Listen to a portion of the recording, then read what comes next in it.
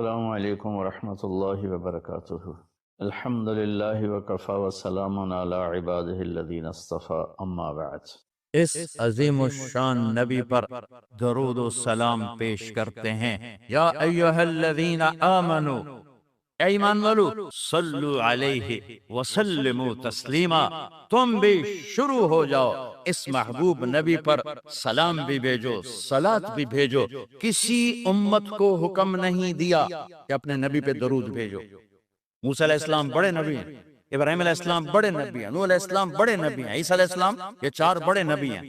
ان کی امتوں کو نہیں کہا اپنے نبی پہ درود پڑھو، ہمیں کہا کہ میں رب ہو کر درود پڑھتا ہوں، میرے فرشتے پڑھتے ہیں، تم بھی پڑھو۔ ایک یصلون کا ایک خوبصورت مطلب آپ کو بتاؤں کہ یصلون کا جو ڈائی ہے، یفاعلون، یفاعل، یفاعل، یہ ڈائی ہے، اس میں لفظ ڈھلتا ہے۔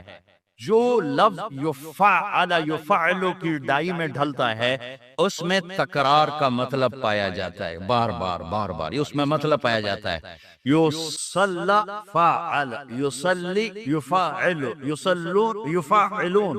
میرا اللہ کہہ رہا ہے کہ میں اور میرے فرشتے اس عظیم الشان نبی پر درود پڑھتے ہیں اور پڑھتے رہتے ہیں اور پڑھتے رہیں گے۔ صرف پڑھتے ہیں نہیں ہے، اس لیے میں نے کہا یہ ڈائی ہے، فعل یفعل، اس میں جو لفظ آئے گا اس میں تکرار کا معنی آئے گا۔ لہٰذا اے ایمان والو، صلو، فاعلو، وہی لفظ پھر آیا کہ تم بھی بار بار اپنے نبی پر درود پڑھتے رہو، پڑھتے رہو۔ ایک دور آئے گا ہم ایمان والے مر جائیں گے اور صرف دنیا کافروں سے بھر جائے گی، پھر اللہ اور اللہ کے فرشتے یصلون کے لفظ کا تقاضا ہے، وہ پڑھ رہے ہوں گے، پڑھ رہے ہوں گے، پڑھ رہے ہوں گے۔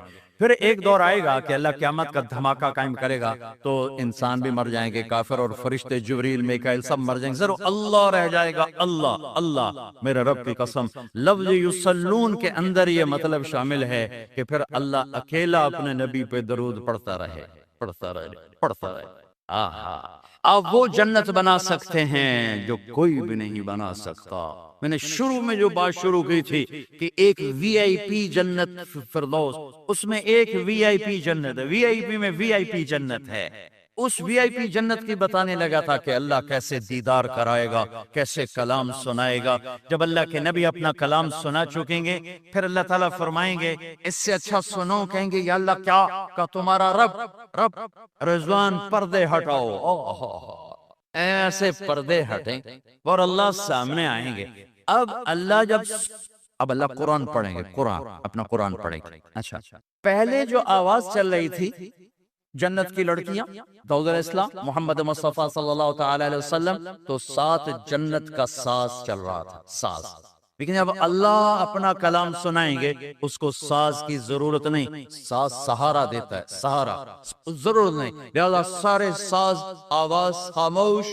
پہلے آپ صرف کانوں کے سسٹم سے سن رہے تھے اور آپ مست ہو رہے تھے، آپ جنت بھول رہے تھے، اللہ کے نبی کی سن کر اپنا آپ بھول رہے تھے۔ لیکن جب اللہ سامنے آئے گا اور اپنا کلام سنائے گا، تو آپ کے جسم میں جتنے سیل ہیں، ہر سیل کا کان والا سسٹم اللہ آن کر دے گا، اور 10 کھرب سیلز سے آپ اللہ کی آواز اپنے روح میں اترتا محسوس فرمائیں گے۔ اور جب اللہ کی آواز روح میں اترے گی، پھر کچھ یاد نہیں رہے گا، کچھ نہ تمنا نہ طلب۔ جب اللہ تعالیٰ خاموش ہوں گے تو کہیں گے یا اللہ مہربانی کر، زدنا زدنا۔ اللہ کہیں گے واپس اگلے جمعے، نہیں یا اللہ جنت نہیں چاہیے، زدنا، اور ہو۔ اللہ کہیں گے وہ تمہاری حوریں، اس محفل میں ایمان والے مرد بھی ہوں گے، عورتیں، جنت کی حوریں اپنے محل میں ہوگی یا نہیں ہوگی، تو وہ کہیں گے، اللہ تعالیٰ فرمائیں گے وہ تمہاری حوروں کی شکایت آئی ہے، استخنا الی اہلنا، ہمارے ویڑے سنجی ہو گئے، یا اللہ ساڑھے 11 لے واپس کر، تو وہ کہیں گے ہمیں حوریں نہیں چاہیے، بس آپ چاہیے۔ تو اللہ کہیں گے اچھا ایسا کرو، ادھر بھی جانا ادھر بھی آنا، جمعے آ جایا کرنا، یہ محفل ہوا کرے گی، جمعے ہر جمعے یہ محفل ہوگی۔ لیکن وہ وی آئی پی جنت الفردوس، انہیں جمعے کا انتظار نہیں ہوگا، وہ صبح بھی اللہ کا دیدار کریں گے، شام بھی اللہ کا دیدار کریں گے۔ شعبان کا مہینہ چل رہا ہے اور رمضان کی آمد ہے۔ اللہ کے محبوب صلی اللہ تعالی علیہ وسلم رجب جو پچھلا مہینہ گزرا ہے، اسی سے ہی رمضان کے لیے ذہن سازی شروع فرما دیتے تھے اور یہ دعا مانگتے تھے، اللہم بارک لنا فی رجب و شعبان وبلغنا رمضان، اور ایک روایت میں بارک لنا فی رمضان بھی ہے کہ اللہ ہمارے رجب اور شعبان میں برکت عطا فرما اور ہمیں رمضان کا مہینہ نصیب فرما اور ہمارے لیے اس کو بابرکت فرما۔ اور شعبان میں آپ کثرت سے روزے رکھتے تھے، اور اس میں 15 شعبان کے بارے میں اس کے فضائل موجود ہیں احادیث پاک میں، اور فیہا یفرق کل امر حکیم امرا من عندنا انا کنا مرسلین، سورہ دخان کی یہ آیت ہے شروع کی، حامیم الکتاب المبین انا انزلناہ فی لیلۃ مبارکۃ۔ تو بعض مفسرین اس سے 15 شعبان لیتے ہیں اور کچھ لیلۃ القدر لیتے ہیں۔ تو 15 شعبان کے روزے کا اہتمام یہ ہر دور میں اللہ کے نیک بندے اس کا اہتمام فرماتے رہے، اور حدیث پاک میں بھی اس کی فضیلت آتی ہے۔ اس رات پورے سال کا اعلان فرماتا ہے کہ فرشتوں کی طرف سے فرشتے پورا سنا دیتے ہیں کہ اس سال میں کیا ہوگا۔ عمومی بات حدیث سناتا ہوں جس میں 15 شعبان بھی الگ، لیلۃ القدر بھی، جمعے کی رات بھی، فطر کی رات بھی، یہ الگ، وہ ایک الگ حدیث سناتا۔ یہ آیت اتری من جاء بالحسنۃ فلہ عشر امثالھا، کہ میرے محبوب اپنی امت کو سنائیں ایک نیکی کرو گے تو 10 دوں گا۔ اچھا، یہ ہے انٹرنیشنل لا، آدم علیہ السلام سے عیسیٰ علیہ السلام اور میرے نبی تک یہ ایک ہی قانون ہے، وہ ایک کے سنن، ایک پہ 10، اب سب نے سنن کہ ایک کرو تو 10، یہ قرآن میں بھی آتا ہے، حدیث میں بھی آتا ہے۔ تو اب آیت اتری من جاء بالحسنۃ فلہ عشر امثالھا، ایک پہ 10 گنا۔ تو میرے نبی کہتے ہیں اللہ بہت ہے، آپ نے کہا نہیں یا اللہ تھوڑا ہے، زیادہ فرما، رب زد امتی۔ تو میرے اللہ نے دوسری آیت اتاری، من ذا الذی یقرض اللہ قرضا حسنا فیضاعف لہ اضعافا کثیرا، کون ہے مجھے قرضہ دے میں کئی گنا کر کے واپس کروں؟ ٹھیک ہے میرے محبوب، نہیں یا اللہ زد امتی، تھوڑا اور زیادہ فرما۔ اللہ نے کہا اچھا چل، مثل الذین ينفقون اموالهم فی سبیل اللہ کمثل حبۃ انبتت 7 سنابل فی کل سنبلۃ 100 حبۃ واللہ یضاعف لمن یشاء واللہ واسع علیم۔ اچھا میرے محبوب، آپ کی امت کی ایک پر 700، تو آپ کہتے واہ واہ واہ واہ، تگلی بن گئی، ایک پہ 700۔ کوئی ہے کائنات میں ایسا کاروبار کہ روپے کی چیز پر آپ 700 روپیہ نفع لے سکو؟ ہے کوئی دنیا میں ایسا کام؟ پوری کائنات میں ایسا کام کوئی نہیں۔ میں قربان جاؤں، رحمت للعالمین نے پھر کہا یا اللہ تھوڑا ہے، ذرا اور زیادہ فرما۔ تو خصوصی پیکج پر یہ سارا سنا رہا۔ تو میرے اللہ نے کہا اچھا میرے حبیب چل ہوں آپ ضرب چھڑیے، تقسیم چھڑیے، جمع چھڑیے، تو پھر 100 200 300 400 500 600 700 نہیں، چھوڑ دو، انما یوفی الصابرون اجرہم بغیر حساب۔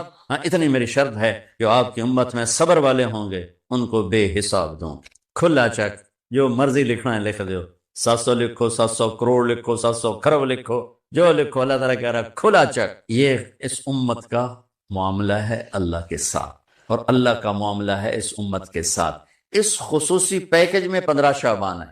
15 شعبان کی رات، لیلۃ القدر، شب قدر، قدر کی رات، عید الفطر کی رات، عید قربانی کی رات، جمعہ کی رات، یہ وہ راتیں ہیں جو پہلی امتوں کو اللہ نے نہیں عطا فرمائیں۔ ہر رات ایک جیسی تھی۔ بنی اسرائیل کے آپ نے 4 آدمیوں کا ذکر کیا کہ 80 سال انہوں نے جہاد کیا، تو صحابہ کہنے لگے یا رسول اللہ ساڑھی تا 80 سال تک عمر ہی نہیں جاندی، پہلے ٹوٹر جانے ہیں۔ تو اللہ تعالیٰ نے کہا چل میرے محبوب، آپ کے لیے خصوصی پیکج، انا انزلناہ فی لیلۃ القدر، لیلۃ القدر خیر من 1000 شہر، کہ ہم نے آپ کو ایک رات دے دی، آپ کی امت جاگ لے، یاد کر لے مجھے، 1000 مہینے سے بہتر۔ کتنا بہتر؟ ہر ایک کی بندگی کے مطابق بہتر۔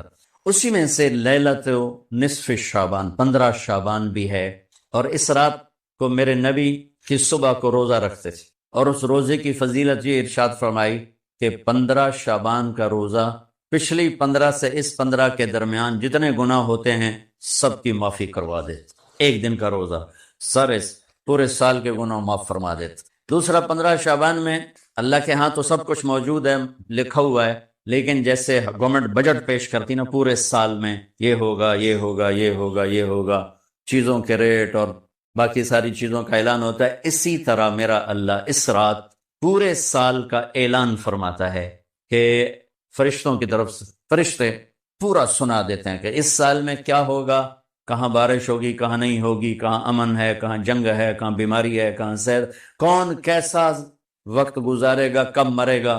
کتنے لوگ ہیں جن کے نام اعلان کر دیے جاتے ہیں کہ یہ اس سال مر جائیں گے، اوپر ان کے نام کا پتہ اس پر نشان لگ جاتا ہے کہ یہ مردوں کی صف میں ہے۔ وہ نیچے ہیرا پھیری کر رہا ہے، نیچے وہ چوری کر رہا ہے، ڈاکے مار رہا ہے، رشوت لے رہا ہے اور کیا کچھ کر رہا ہے، اوپر اس کا نام مردوں میں ہے، اور فرشتے اس پہ مسکراتے ہیں کیسا بے وقوف ہے، اوپر مردوں میں لکھا جا چکا ہے، نیچے یہ بے ایمانی کر رہا ہے، بدماشی کر رہا ہے۔ تو اللہ کے خصوصی پیکج میں جمعہ کی رات ہے کہ یہ رات باقی راتوں سے افضل ہے، اور عید الفطر کی رات ہے، اس رات بھی اللہ تعالیٰ کی بخشش اور معافی کے اعلان ہوتے ہیں۔ بڑی عید کی رات ہے، اس میں بھی اللہ کی معافی کے اعلان ہوتے ہیں۔ اور یہ 15 شعبان کی رات ہے کہ اس میں اللہ کے نبی نے فرمایا کہ اللہ تعالیٰ اپنے بندوں پہ نظر فرماتا ہے، اور بنو کلب، یہ ایک قبیلہ تھا، کلب، بنو کلب، ان کے پاس جانور بہت تھے، جانوروں میں بھیڑیں بہت زیادہ تھیں۔ تو اللہ کے نبی نے مثالاً فرمایا کہ جتنے بنو کلب کی بھیڑوں کے جسم پر بال ہیں اتنے لوگوں کی اللہ بخشش فرماتا ہے۔ ان بھیڑاں دے وال کون گنے، ایک دے گنن بہ جاؤ تو پورا مہینہ لگ جاوے، تو ان کی لاکھوں بھیڑیں اور ہر بھیڑ کے جسم پر کروڑوں بال۔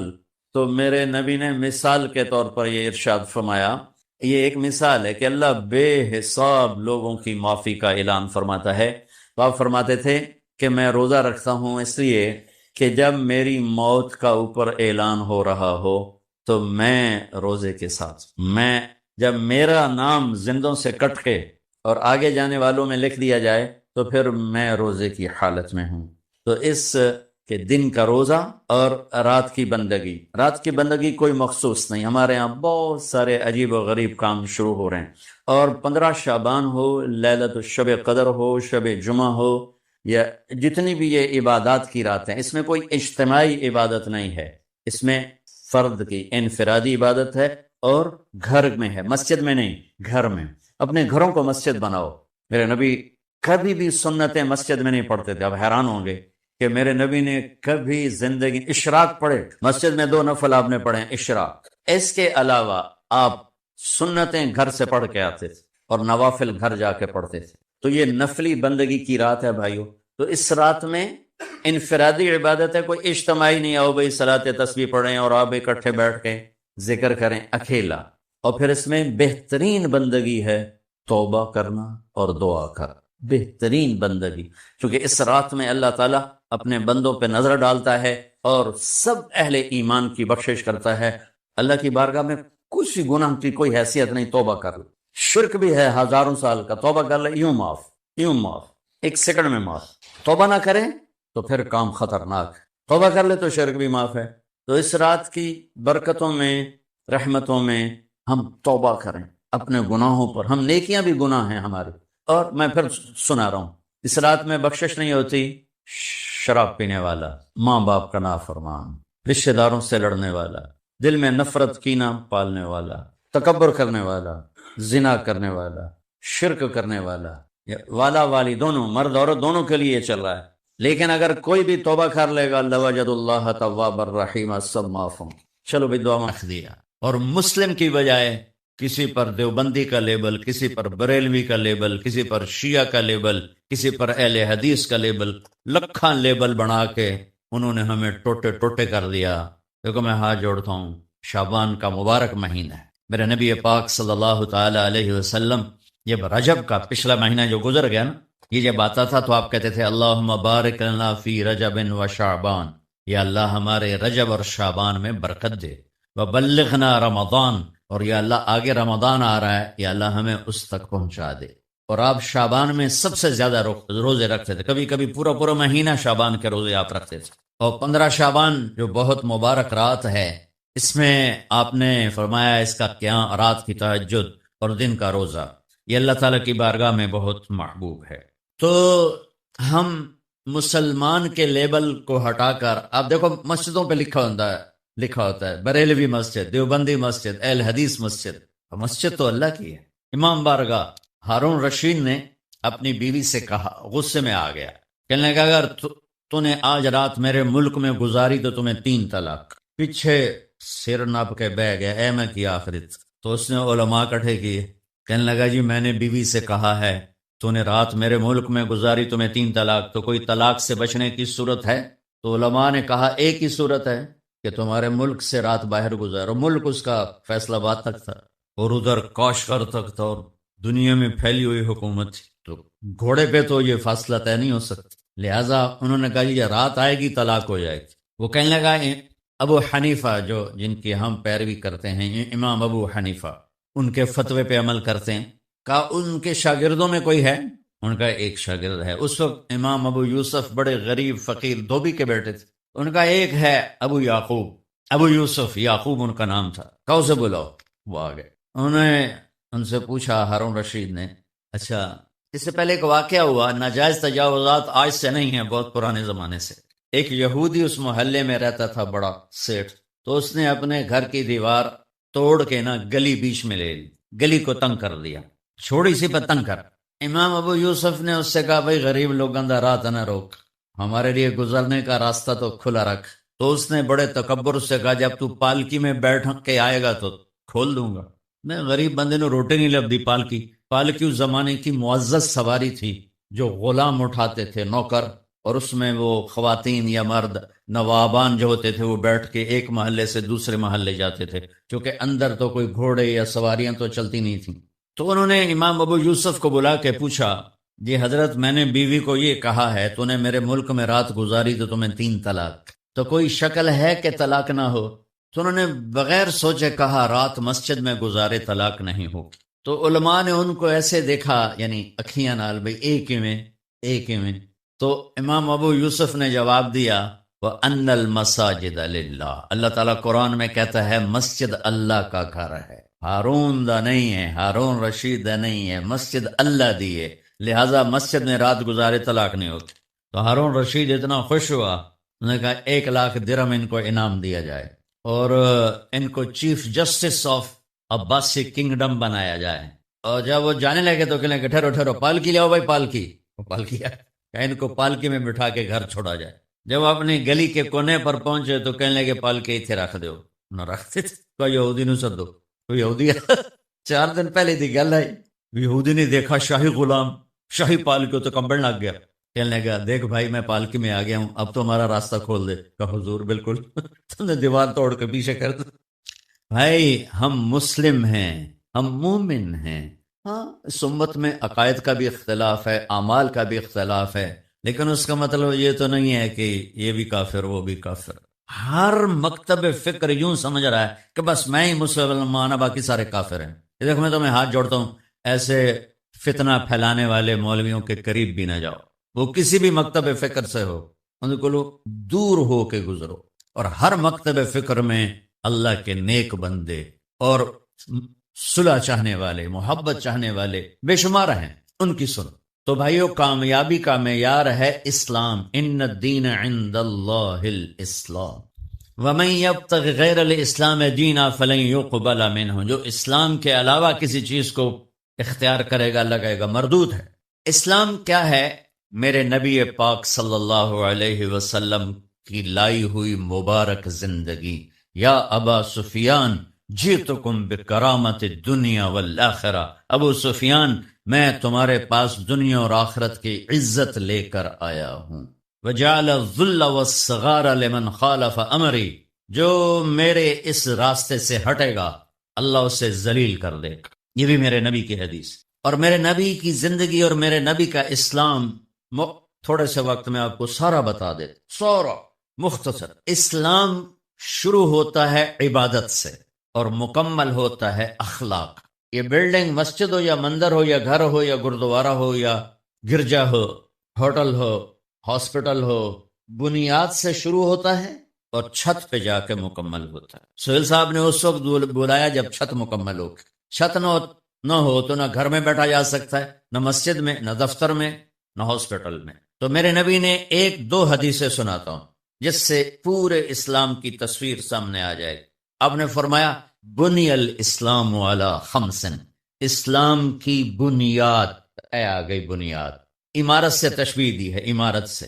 اسلام کی بنیاد ہے 5 چیزیں، لا الہ الا اللہ محمد رسول اللہ کی گواہی، 5 وقت کی نماز، اور ایک مہینے کا روزہ جو ابھی انشاءاللہ رمضان آ رہا ہے، اور زکوٰۃ چوتھا مالداروں کے لیے، اور حج پانچواں مالداروں کے لیے۔ حج اور زکوٰۃ میں اللہ تعالیٰ نے تھوڑا سا فرق کر دیا کہ جس کے پاس پیسہ فالتو 1 سال پڑا رہے تو زکوٰۃ دے 2.5%، اور جس کو اللہ نے دولت دی ہے، صحت بھی دی ہے، تو وہ جا کے میرے گھر کا حج کرے زندگی میں صرف ایک دفعہ۔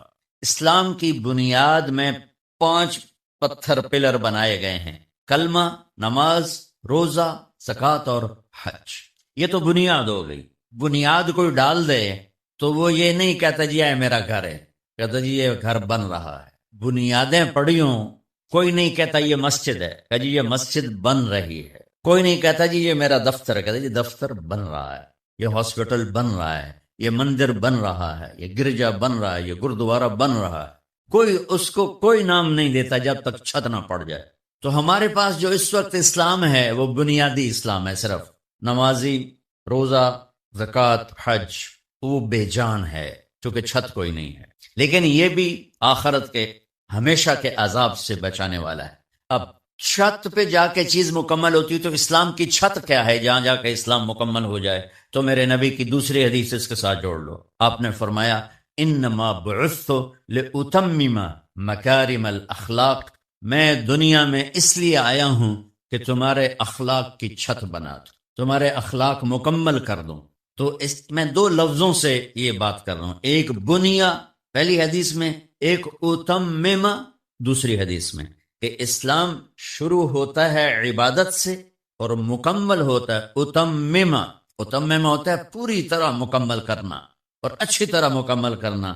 جیسے اس میں اب قالین بھی بچھ گیا ہے اور چھت بھی پڑ گئی ہے اور باقی چیزیں بھی آ گئی، اس کو کہتے ہیں اتمم۔ چھت پڑ جائے، لائٹیں نہ لگی ہوں، فرش نہ بنا ہو اور قالین نہ بچھو تو اتمم کا لفظ نہیں بولا جائے۔ تو میرے محبوب نے فرمایا کہ میں تمہارے اخلاق کو پوری طرح مکمل کرنے کے لیے آیا ہوں۔ اور ادھر فرمایا اسلام کی بنیاد 5 چیزیں ہیں۔